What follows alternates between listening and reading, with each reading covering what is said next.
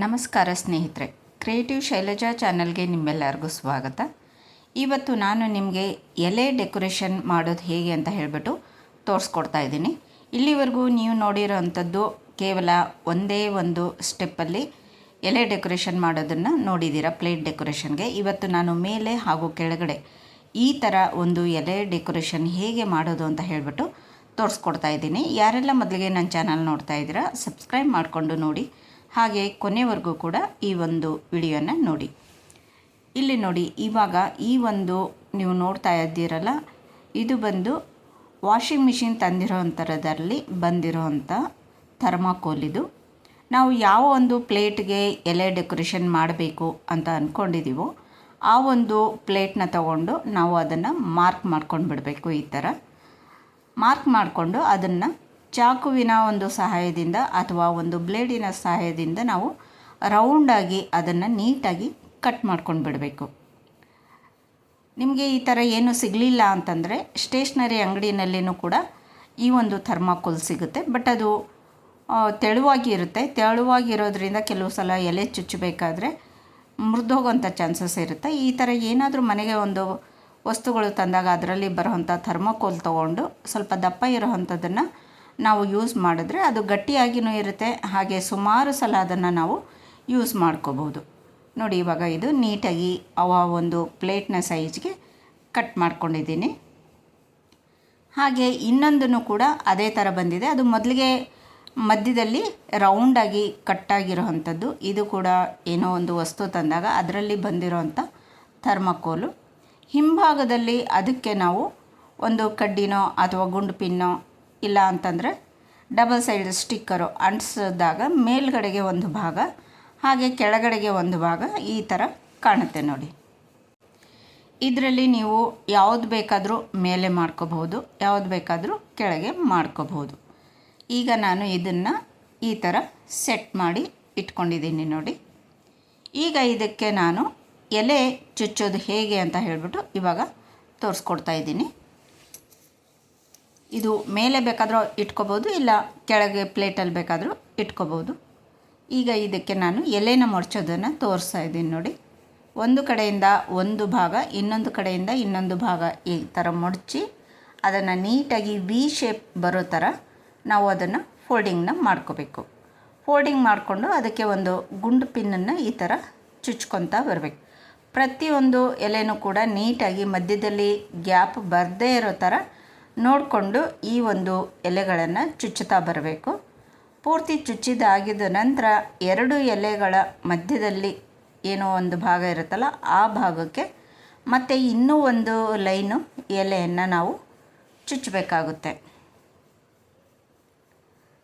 ನೋಡಿ. ಇವಾಗ ಸುತ್ತಲೂ ಕೂಡ ಎಲೆ ಚುಚ್ಚಿದಾಗಿತ್ತು. ಸ್ವಲ್ಪ ಭಾಗ ಮಾತ್ರ ನಾವು ಕೆಳಗಡೆಗೆ ಹಾಗೆ ಓಪನ್ ಬಿಡಬೇಕು, ಯಾಕಂದರೆ ಇದು ಒಂದಕ್ಕೊಂದು ಅಟ್ಯಾಚ್ ಮಾಡ್ತಾ ಇರೋದ್ರಿಂದ ಕೆಳಭಾಗದಲ್ಲಿ ನಾವು ಸ್ವಲ್ಪನ ಹಾಗೆ ಗ್ಯಾಪ್ ಬಿಡಬೇಕು.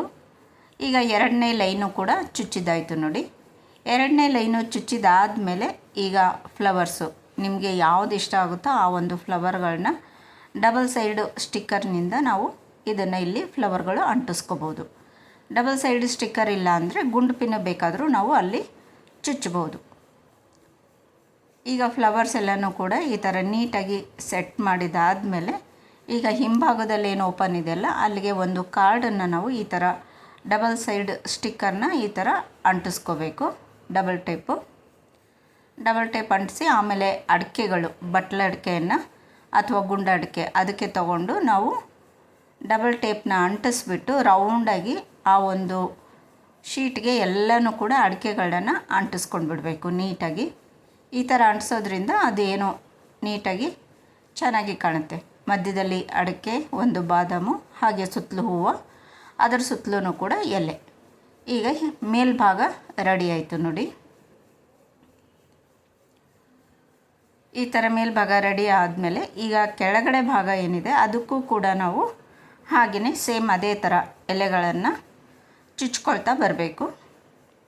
ಇಲ್ಲಿ ನಾನು ಎಲೆಗಳಿಗೆ ಮಧ್ಯದಲ್ಲಿ ಹೂಗಳೇನು ಇಟ್ಟಿಲ್ಲ, ಇದು ಹಾಗೆ ಪ್ಲೇನಾಗಿ ಇಟ್ಟಿದ್ದೀನಿ. ಯಾಕಂದರೆ ನಾನು ರೌಂಡಾಗಿ ಶಾವಂತಿ ಇಟ್ಟಿರೋದ್ರಿಂದ ತುಂಬ ಹೆವಿ ಆಗುತ್ತೆ ಅಂತ ಹೇಳಿಬಿಟ್ಟು ಏನು ಮಾಡಿದ್ದೀನಿ, ಕೇವಲ ರೌಂಡಿಗೆ ಮಾತ್ರ ಶಾವಂತಿಯನ್ನು ಇಟ್ಟಿದ್ದೀನಿ. ಕೆಳಭಾಗದಲ್ಲಿ ಅಡಿಕೆಗಳದ್ದು ಒಂದು ಇಟ್ಟಿದ್ದೀನಿ. ಮೇಲ್ಭಾಗದಲ್ಲಿ ನಾನು ರೌಂಡಾಗಿ ಹೂವು ಇರೋವಂಥದ್ದನ್ನು ಇಟ್ಬಿಟ್ಟು ರೆಡಿ ಮಾಡಿದ್ದೀನಿ. ಈಗ ಇನ್ನೂ ಒಂದು ಥರ ನಿಮಗೆ ನಾನು ಎಲೆ ಜೋಡಿಸೋದನ್ನು ತೋರಿಸ್ತೀನಿ. ಇದು 2 ಸ್ಟೆಪ್ ಆಯಿತು. ಸಿಂಗಲ್ ಸ್ಟೆಪ್ಪು ಯಾವ ಥರ ನಾವು ರೆಡಿ ಮಾಡ್ಕೋಬಹುದು ಅಂತ ಹೇಳಿಬಿಟ್ಟು ಕೂಡ ಇವಾಗ ತೋರಿಸ್ತೀನಿ ನೋಡಿ. ಅದಕ್ಕೆ ಫ್ಲವರ್ ಕೂಡ ಹೇಗೆ ಇಡೋದು ಅಂತ ಹೇಳಿಬಿಟ್ಟು ನಾನು ತೋರಿಸ್ತೀನಿ. ಈಗ ನೋಡಿ, ಇಲ್ಲಿ ನಾನು 2 ಎಲೆಗಳನ್ನು ತೊಗೊಳ್ತಾ ಇದ್ದೀನಿ. ಎಲೆ ಕಮ್ಮಿ ಇದ್ದಾಗ ನೀವು ಒಂದೊಂದೇ ಎಲೆ ತೊಗೋಬೋದು. ಎಲೆ ಜಾಸ್ತಿ ಇದ್ದಾಗ 2 ಎಲೆಗಳನ್ನು ತೊಗೊಂಡು ಈ ಥರ ಫೋಲ್ಡಿಂಗ್ನ ಮಾಡಿಬಿಟ್ಟು ಚುಚ್ಕೊಂಡು ಬರಬೇಕು. ಆವಾಗ ಅದು ನೀಟಾಗಿ ಚೆನ್ನಾಗಿ ಗಟ್ಟಿ ಕೂಡ ಇರುತ್ತೆ 2 ಎಲೆ ಹಾಕೋದ್ರಿಂದ. ಈಗ 2ನೇ ಲೇಯರ್ ಕೂಡ ಹಾಗೆಯೇ ಎಲೆಗಳನ್ನು ಚುಚ್ಚುತ್ತಾ ಬರಬೇಕು. ಇದು 3ನೇ ಲೈನ್ ಹಾಕ್ತಾಯಿದ್ದೀನಿ ನೋಡಿ. 3ನೇ ಲೈನು ಕೂಡ ಅದೇ ಥರ ಎಲೆಗಳನ್ನು ಚುಚ್ಚಬೇಕು. ಈ 3 ಲೈನು ಎಲೆ ಎಲ್ಲ ಚುಚ್ಚಿದಾಗಿದ ನಂತರ ಮಧ್ಯಭಾಗದಲ್ಲಿ ಒಂದು 3 ಎಲೆಗಳನ್ನು ತಗೊಂಡು ಆ 3 ಎಲೆಗಳನ್ನು ನಾವು ಮಧ್ಯಭಾಗದಲ್ಲಿ ಇಟ್ಬಿಟ್ಟು ಅದರಲ್ಲಿ ಒಂದು ಗುಂಪಿನಿಟ್ಟು ಆಮೇಲೆ ನಾವು ಎಲೆ ಮಧ್ಯಭಾಗದಲ್ಲಿ ಈ ಥರ ಫ್ಲವರ್ಗಳನ್ನು ಸೆಟ್ ಮಾಡಿಕೊಂಡು ಈ ಥರ ಇಟ್ಕೋಬೇಕು. ಇದರಲ್ಲಿ ಏನು ನಾನು ಜಾಸ್ತಿ ಶಾವಂತಿ ಹೂ ಏನು ಯೂಸ್ ಮಾಡ್ತಾಯಿಲ್ಲ. ಗುಲಾಬಿ ಹಾಗೂ ವೈಟು ಫ್ಲವರ್ಗಳನ್ನ ಈ ಥರ ಜೋಡಿಸ್ಕೊಳ್ತಾ ಇದ್ದೀನಿ. ಹಾಗಾಗಿ ಈ ಒಂದು ಎಲೆಯಲ್ಲಿ ಇವಾಗ ಫ್ಲವರ್ಗಳನ್ನ ಜೋಡಿಸಿದ್ದೀನಿ. ಮಧ್ಯಭಾಗದಲ್ಲಿ ಅಡಿಕೆಗಳನ್ನು ಇಟ್ಟಿದ್ದೀನಿ. ಈಗ ಆ ಒಂದು ಪ್ಲೇಟ್ಗೆ ಈ ಒಂದು ನಾವು ಥರ್ಮಾಕೋಲ್ ಶೀಟ್ನ ಈ ಥರ ಇಟ್ಟರೆ ಸಾಕು. ನೋಡಿ, ನೋಡೋದಕ್ಕೆ ಈ ಥರ ಕಾಣುತ್ತೆ. ನೋಡಿದ್ರಲ್ಲ ಫ್ರೆಂಡ್ಸ್, ಎಲೆಯ ಒಂದು ಪ್ಲೇಟ್ ಡೆಕೋರೇಷನ್ ಮಾಡೋದು ಹೇಗೆ ಅಂತ ಹೇಳಿಬಿಟ್ಟು ಇವತ್ತು ನಾನು ನಿಮಗೆ ತೋರಿಸ್ಕೊಟ್ಟಿದ್ದೀನಿ. ಈ ಒಂದು ವಿಡಿಯೋ ನಿಮಗೆ ಇಷ್ಟ ಆಗಿದ್ದರೆ ಲೈಕ್ ಮಾಡಿ, ಶೇರ್ ಮಾಡಿ, ಹಾಗೆ ನನ್ನ ಚಾನಲ್ನ ಸಬ್ಸ್ಕ್ರೈಬ್ ಮಾಡ್ಕೊಳ್ಳಿ. ಯಾವುದಾದ್ರೂ ಫಂಕ್ಷನ್ಗಳಿಗೆ ಪ್ಲೇಟ್ ಡೆಕೋರೇಷನ್ ಬೇಕು ಅಂತಂದರೆ ಇಲ್ಲಿ ಮೇಲ್ಗಡೆ ನಂಬರನ್ನು ಕೊಟ್ಟಿರ್ತೀನಿ. ನೀವು ಆ ನಂಬರ್ಗೆ ಕಾಲ್ ಮಾಡಿಬಿಟ್ಟು ನೀವು ಆರ್ಡ್ರನ್ನ ಕೊಡ್ಬೋದು. ನಿಮಗೆ ಯಾವ ರೀತಿ ಬಜೆಟಲ್ಲಿ ಬೇಕಾಗುತ್ತೋ ಆ ರೀತಿ ಬಜೆಟಲ್ಲಿ ನಾವು ನಿಮಗೆ ಗೃಹ ಪ್ರವೇಶ ಆಗಿರ್ಬೋದು, ಹಾಫ್ ಸ್ಯಾರಿ ಫಂಕ್ಷನ್ ಆಗಿರ್ಬೋದು, ಬರ್ತ್ಡೇ ಆಗಿರ್ಬೋದು, ಪ್ರತಿಯೊಂದಕ್ಕೂ ಕೂಡ ಪ್ಲೇಟ್ ಡೆಕೋರೇಷನ್ನ ನಾವು ಮಾಡಿಕೊಡ್ತೀವಿ. ಈ ಒಂದು ವಿಡಿಯೋ ಇಷ್ಟ ಆದರೆ ಲೈಕ್ ಮಾಡಿ, ಶೇರ್ ಮಾಡಿ, ಹಾಗೆ ನನ್ನ ಚಾನಲ್ನ ಸಬ್ಸ್ಕ್ರೈಬ್ ಮಾಡ್ಕೊಳ್ಳಿ ಫ್ರೆಂಡ್ಸ್. ಇಲ್ಲಿವರೆಗೂ ವಿಡಿಯೋ ನೋಡಿದ್ದಕ್ಕೆ ಧನ್ಯವಾದಗಳು. ನಮಸ್ಕಾರ.